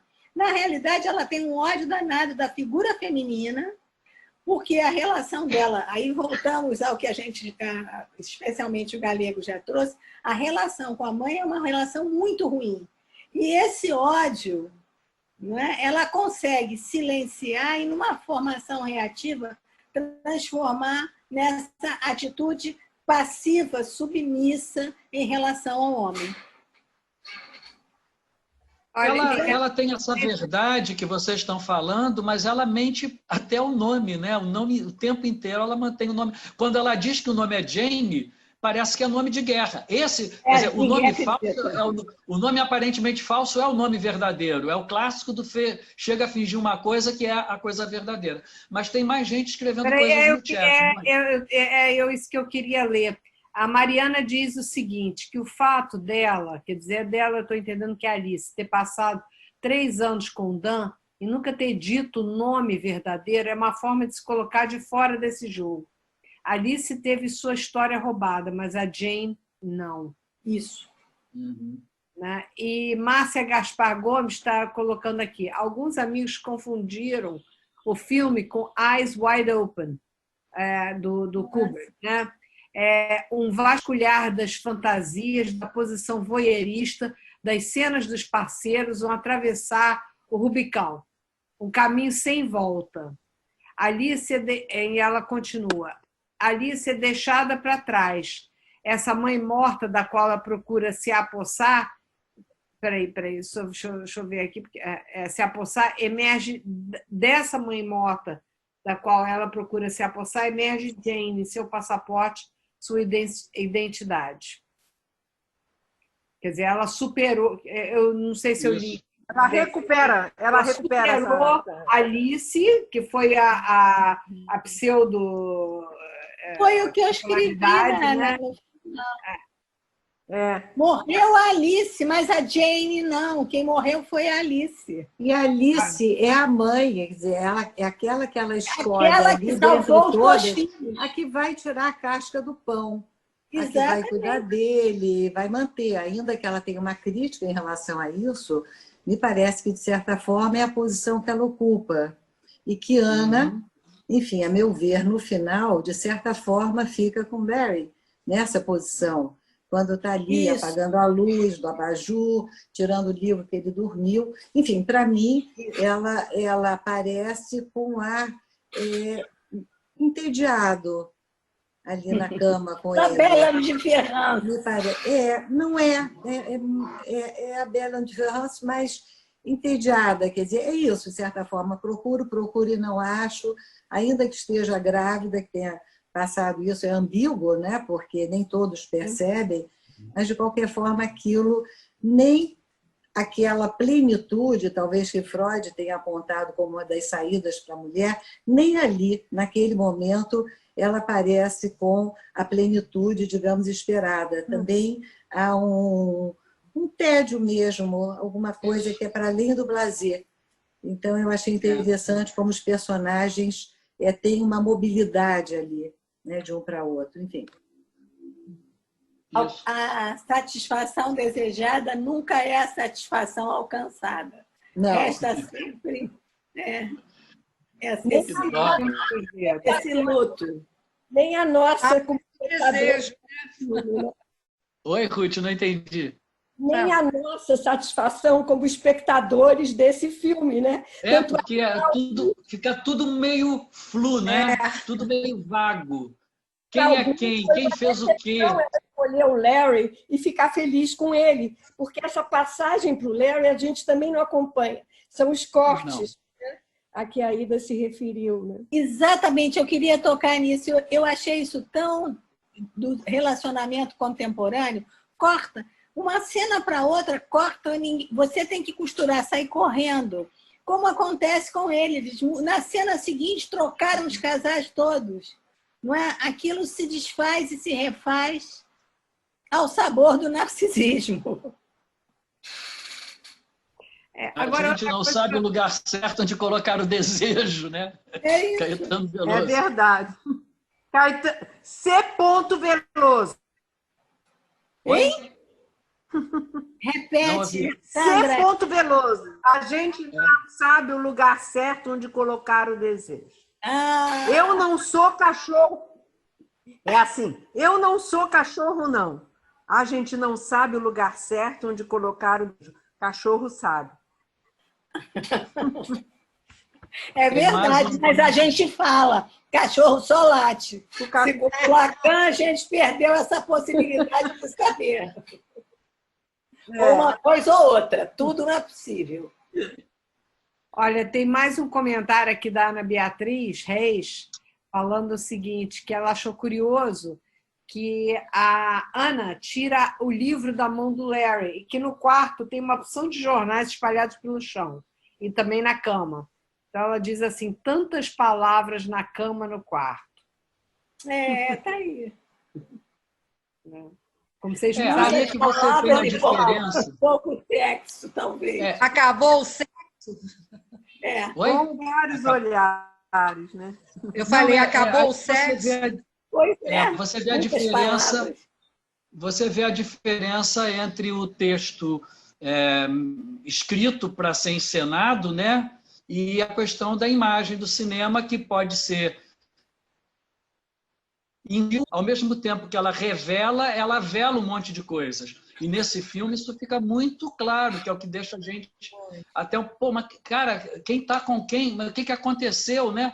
E aí tem essas imagens, está grávida ou não está grávida? Foi atropelada? Tirou o livro da mão e para que tantos jornais? Quer dizer, as imagens não são inocentes, né? Só que a gente não consegue captar. Aliás, é uma frase genial do Kafka. O Kafka disse que o problema do cinema não era o que o cinema escondia, né? Porque, ao mesmo tempo que revela uma série de coisas, muita coisa continua escondida, né? Porque, na verdade, é uma fenomenologia, não é uma completa, né? Por isso que a gente louva certos cineastas que conseguem transmitir algo mais do terreno do subjetivo, né? Porque o que a gente tem é a imagem externa, né?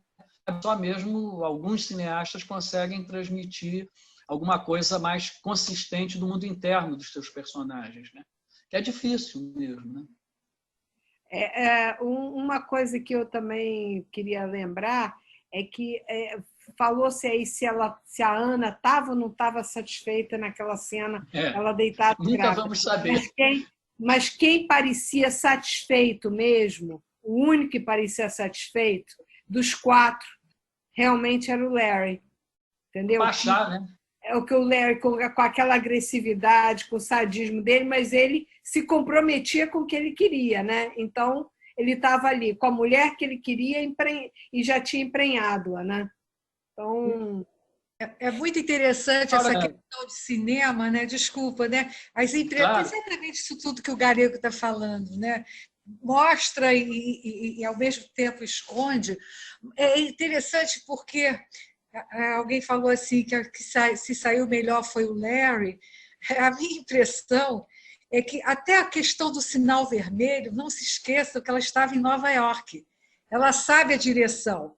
E ali ela me parecia livre, leve, solta, né? No lugar Nova York. Inclusive, até a figura dela, não é? Já não é voltou para casa. Exato, voltou para casa, né? E sabe a direção ali. Me pareceu que estava assim...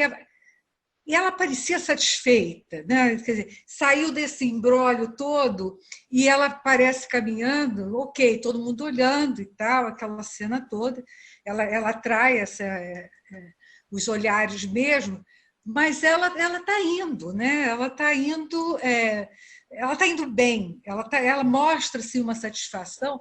E o que me chamou a atenção foi a história do sinal.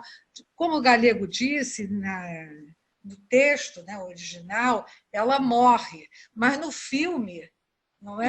A minha interpretação do sinal vermelho é que ali ela não seria atropelada, porque ela sabe a direção, né? Aquilo é automático, né? Mas enfim, são detalhes que a gente vai ficar até amanhã captando, né? Fala, a questão é a seguinte: na psicanálise e revela. No cinema, a imagem revela e vela. E a gente fica entre as duas coisas aqui, né? Porque se a gente tivesse um sintoma histérico exuberante, era menos complexo. A gente acha que já conhece. Engraçado que eu estava lembrando da frase do Fernando Pessoa, né? Que a arte existe porque a vida é insuficiente. E aí fico pensando assim, quantas vezes a psicanálise que surgiu para explicar, né? Tantas coisas, e depois de tantos anos a gente entende que a psicanálise não vem para explicar, não vem para encontrar a causa, né? Não veio para encontrar realmente aquele ponto... Certezas. Não pode responder a pergunta. Né? É o insondável. Então, acho que assim, será insuficiente, né? Todas as nossas elucubrações em cima daquilo. Porque... Luana, a psicanálise não pode responder a pergunta, não é só da histérica. É de qualquer um de nós. Se responder a pergunta, interrompeu a procura. E aí, trazendo lá o Woody Allen, né? Da inveja do pênis, né? O pênis, isso. A gente democrática. Trazer a da mulher, né? O que quer uma mulher, o que quer um homem, né? Isso. Aí, por falar nisso, a Eliane Cotrim está mandando uma pergunta aqui para Galego e para Ida. O que vocês acham da questão o que quer um casal? Ah, olha só. Legal. Uhum. A Márcia... particular, eu não sei se a gente sabe responder. Eu não sei como responder, não. É a questão também do diagnóstico, né? O diagnóstico, como eu tentei sugerir, muitas vezes vai criar uma contratransferência ruim. Ruim, né? Se eu atendo alguém com a premissa histérica, psicopata, isso vai interferir. Tem muitos traços psicopáticos. Isso vai interferir no meu modo de lidar com essa pessoa. Então, é aquela velha história. A gente tem um monte de teorias, um monte de categorias, um monte de estruturas, mas cada pessoa que a gente atende é um universo inteiramente novo. Inteiramente novo. Todo mundo tem 2 olhos, um nariz e uma boca, mas não são iguais. Podem ser parecidos, mas não são iguais. Mônica, tinha uma outra pessoa que escreveu alguma coisa. Não, peraí, eu queria colocar uma coisa em cima disso. Fala, Ida. Sabe, eu estava pensando que não só é quase impossível, não é impossível a gente dizer o que quer, porque cada casal é um casal. E se fosse assim tão simples, com aquele casal que é isso. Por isso eles se encontram, porque mais ou menos querem alguma coisa comum. Por que se desencontram? É porque o tempo faz cada um mudar, não é? E o que se procurava no momento não se procura mais daí a sei lá quantos meses ou não sei quantos anos. Então, não sabemos nunca o que eles querem. Aliás, também quando se trabalha com casal, a gente não tem resposta. Né? Tem um estereótipo da sabedoria popular que diz que as mulheres casam esperando que os homens mudem e os homens casam esperando que as mulheres nunca se modifiquem. Mas também não é sempre verdade, né? Mônica, tinha gente que escreveu no chat. A Ana Beatriz tornou a escrever dizendo que o cinema é para transmitir sensações.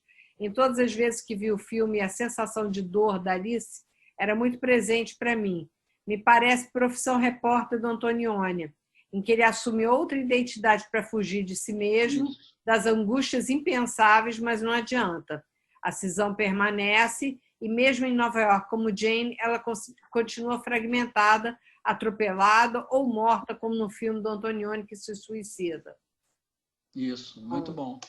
Mas isso tinha uma outra possibilidade, que é a compulsão à repetição.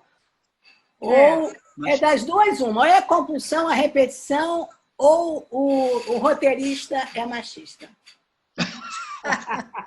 Mas tem também uma outra Márcia, que não é a Márcia Gaspar Gomes. Tinha uma outra Márcia. É a Vitari, que diz que a Ana Beatriz escreveu de ter visto o filme 5 vezes e que a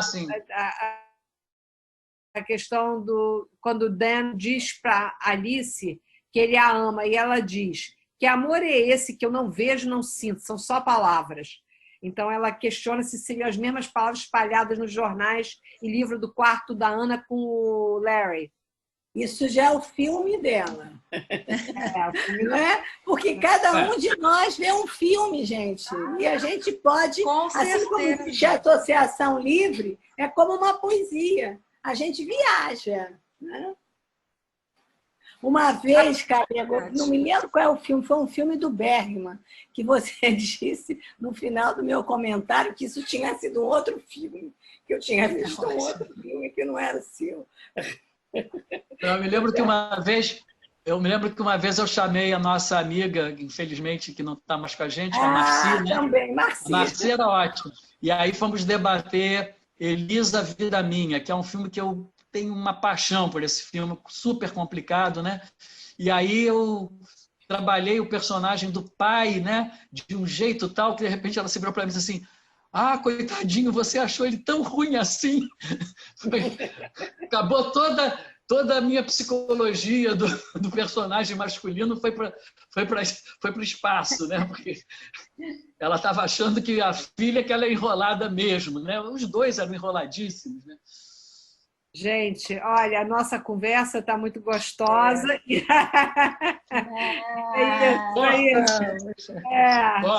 Então, queríamos agradecer a todo mundo que compareceu, que contribuiu, que ouviu, enfim.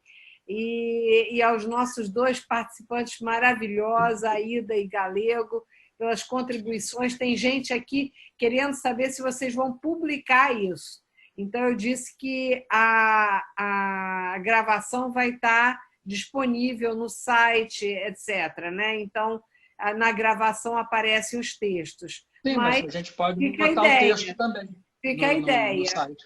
Aí a gente arruma também como se fosse para publicação, porque tá... Mônica, pois é.